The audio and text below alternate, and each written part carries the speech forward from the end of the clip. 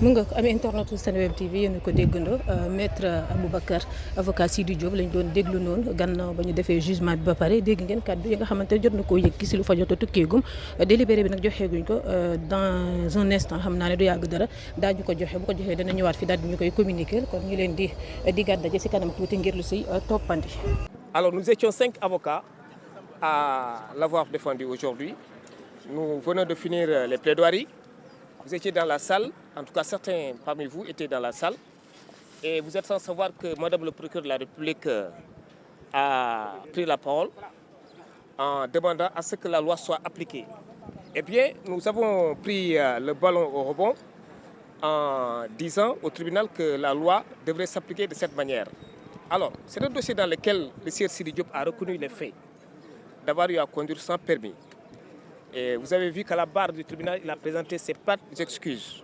Mais il a pris l'engagement solennel de ne plus refaire les mêmes faits, les mêmes actes.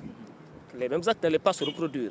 Alors, il va prendre toutes les dispositions nécessaires à la délivrance d'un permis de conduire pour qu'il soit en règle. Les avocats aussi qui ont eu à plaider à mes côtés ont plaidé dans le même sens, la clémence. Parce que nous ne sommes pas les avocats des diables aussi.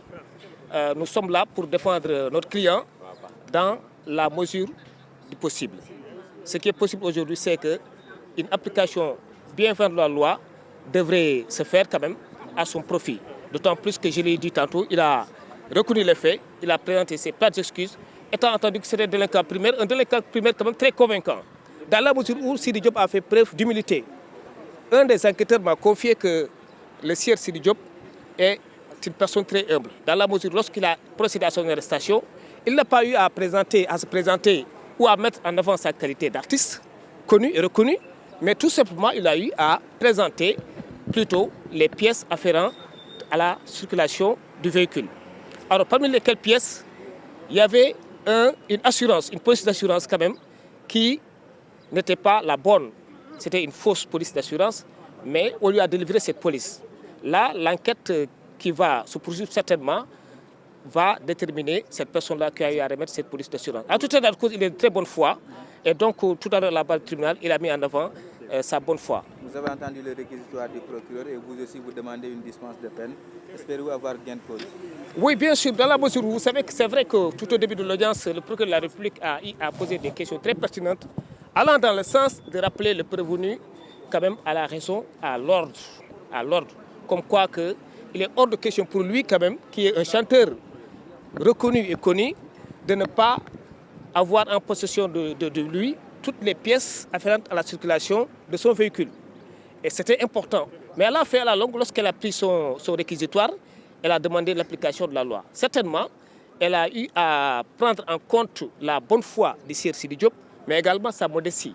Et en l'espèce, je l'ai dit tantôt, nous pensons que la loi devrait s'appliquer de sorte que, en pareille situation, le prévenu puisse quand même bénéficier d'une application bien vers la loi pénale. Pourquoi pas un sursis. Et tout à l'heure, le président du tribunal, en tout cas, a eu à mettre l'affaire en cours d'audience, le délibéré, donc sera vidé dans les quelques heures. Et à partir de ce moment, on va aviser. Waa léegi nag yéen a ngi woon ci salle bi ay 5 avocats la ñu woon may gërëm samay confrères yi maître Aline Badara Fall, maître Abdoulaye Tall, maître Khadim Kébé, représenté maître Bamba Cissé, ak maître Adama Ndiaye également plaidé nañ ci dossier bi. Bon, ñun ni bi ñu plaidé sànq wax nañu tribunal que ne Sidi il est que vrai que juum na nu mu juumee mooy dafa dawal te yorul permis de conduire.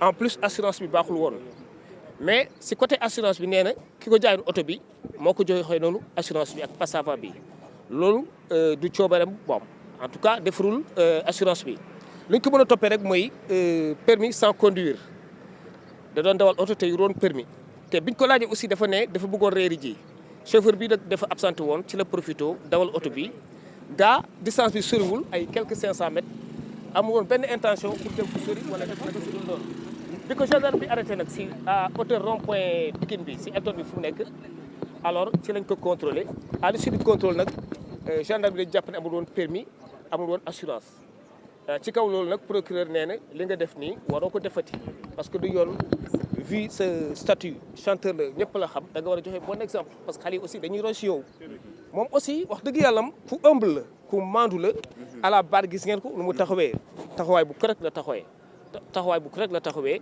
mais carrément amuloon benn intention pour dawal oto sans pour autant mu yore permis ak faux assurance. yéen a ngi demandé dispense de peine. waaw effectivement ci kaw loolu procureur dafa laaj que ne moom dafa sakku yoon appliqué wu yoon def liggéeyam. bon ñun nag bi ñuy jëlee parole dañ ne yoon moom dina def liggéeyam te yaakaar nañ ne yoon et en application d'une bonne politique pénale ci yi ni mel dafa war a joxe benn décision bu clémente dans la mesure où Sidy moomu ñuy topp dawal sans permis ak yore faux assurance moom amuloon benn coobare amuloon benn intention dawal oto te assurance yi baaxul permis bi moom reconnaître na ko nekk du amati bu jógee si li incha allahu rabi dina ut permis te maa ngi bëggoon préciser si kii bi si assurance bi dañ ne faux la mais waa ji ko jaay oto bi noonu la ko joxee donc xamul woon faux la man sax à la barre laaj naa ko est-ce que Sidy boo xamoon ne faux la di nga ko jël mu ne ma non du ko jël. ma ne ko encore est-ce que boo xamoon ne faux la gendarme bi bu la laajee kayit yi est-ce que di ko présenter mu ne ma non mais mieux encore gendarme bi si boppam nee na Sidy vraiment ku modeste la dafa wàccee boppam parce que contrôle routine bi bu amee mais mënoon na ne moom artiste la voilà mettre en avant quel type artiste doog a joxee papier mais defu ko. comme ñëpp dafa joxe papier yi te à la barre vraiment macha allah dafa am taxawaay bu rafet bu maandu bu correct nee na ci kaw loolu nañ ko jégal du amati incha allah rabi. waa permis boobu dañ ko joxoon Gambie lañ ko defaree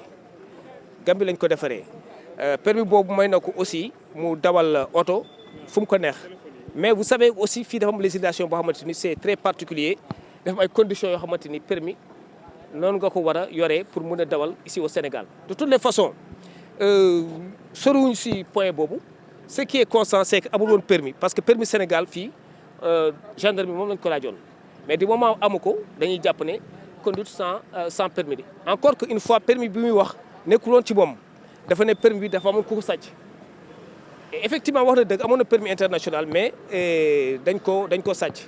ci kaw loolu aussi malgré tout quand même dawal na oto bi sans permis biñ ko arrêté aussi nee na carrément bu doon permis te assurance bi biñ ko laajee gendarmerie nee na assurance bi baax na mais finalement bi ñu defee réquisition laaj assureur bi dañ ne assurance bi baaxul. jërëjëf merci beaucoup. maa ngi leen di gërëm jaajëf merci.